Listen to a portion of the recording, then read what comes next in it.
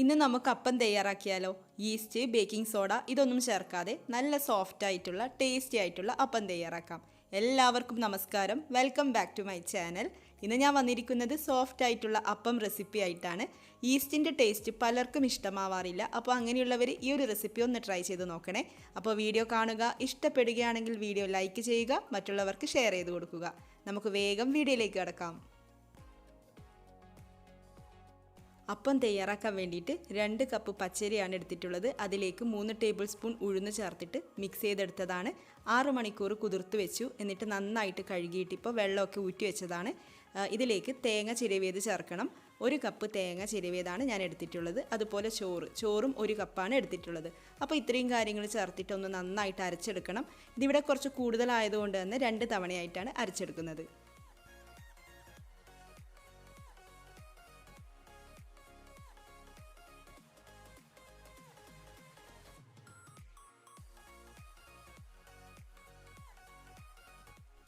ആദ്യം കുറച്ച് മാത്രമേ വെള്ളം ചേർത്ത് കൊടുക്കുന്നുള്ളൂ, എന്നാലേ നന്നായിട്ട് അരഞ്ഞ് കിട്ടുകയുള്ളൂ. എന്നിട്ട് നോക്കിയിട്ട് ബാക്കി ചേർത്ത് കൊടുക്കാം. പിന്നെ ഉഴുന്ന് പരിപ്പ് 3 ടേബിൾ സ്പൂൺ മതിയാവും, കൂടുതൽ എടുക്കരുത്. ഒരു 3 ടേബിൾ സ്പൂണൊക്കെ ഈ ഒരളവിൽ മതിയാവും.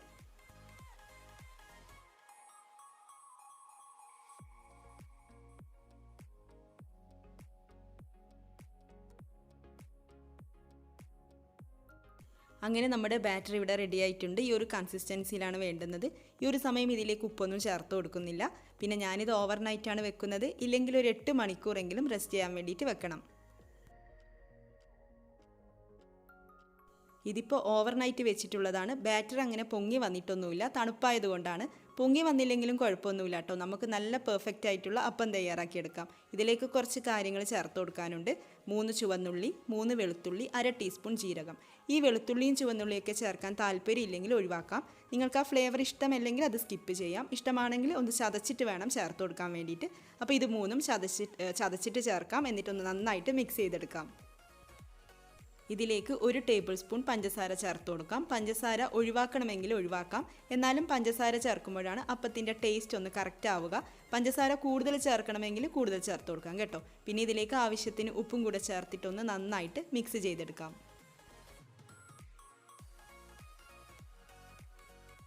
ഇനി അപ്പം തയ്യാറാക്കിയെടുക്കാം. മീഡിയം ഫ്ലെയിമിലാണ് വെക്കേണ്ടത്. പാന് ചൂടായിട്ട് വരുമ്പോൾ അതിലേക്ക് 1 തവി കോരി ഒഴിച്ചു കൊടുക്കാം. പരത്തിയെടുക്കുകയൊന്നും വേണ്ട കേട്ടോ.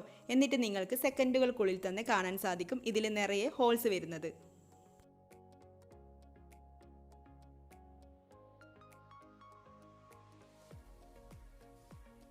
ഈ ഒരു ഭാഗം ഒന്ന് ഡ്രൈ ആയിട്ട് വരുമ്പോൾ നമുക്കിതൊന്ന് മറിച്ചിട്ട് കൊടുക്കാം. മറിച്ചിട്ടിട്ട് കൂടുതൽ സമയം വെക്കേണ്ട ആവശ്യമൊന്നുമില്ല. ഇത് പെട്ടെന്ന് അങ്ങ് തയ്യാറായി കിട്ടും.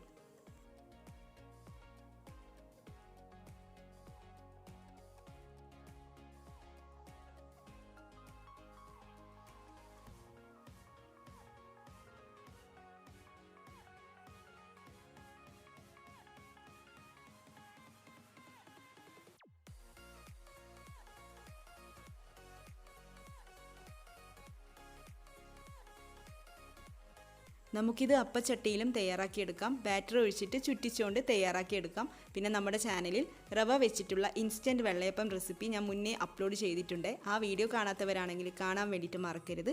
പിന്നെ നമ്മുടെ മറ്റുള്ള ബ്രേക്ക്ഫാസ്റ്റ് റെസിപ്പീസൊക്കെ കാണാത്തവരാണെങ്കിൽ കാണുക, ട്രൈ ചെയ്ത് നോക്കുക. ഞാൻ ഈ അപ്പം സെർവ് ചെയ്യുന്നത് വെള്ളക്കടലക്കറിയുടെ കൂടിയാണ്. വെള്ളക്കടലക്കറിയുടെ റെസിപ്പി ഞാൻ കഴിഞ്ഞ ദിവസം അപ്ലോഡ് ചെയ്തിട്ടുണ്ടായിരുന്നു. അപ്പോൾ ആ വീഡിയോയും കാണാത്തവർ കാണാൻ വേണ്ടിയിട്ട് മറക്കരുത്. ഈ ഒരു ഹെൽത്തി ആയിട്ടുള്ള വെള്ളയപ്പം റെസിപ്പി എല്ലാവരും ഒന്ന് ട്രൈ ചെയ്ത് നോക്കുക. എന്നിട്ട് നിങ്ങളുടെ അഭിപ്രായം കമൻസിലൂടെ അറിയിക്കുക. ഈ വീഡിയോ കണ്ടിട്ട് ഇഷ്ടപ്പെടുകയാണെങ്കിൽ ചാനൽ ഒന്ന് സബ്സ്ക്രൈബ് ചെയ്യാനും മറക്കരുത്. അപ്പോൾ നമുക്ക് അടുത്ത വീഡിയോയിൽ കാണാം. താങ്ക്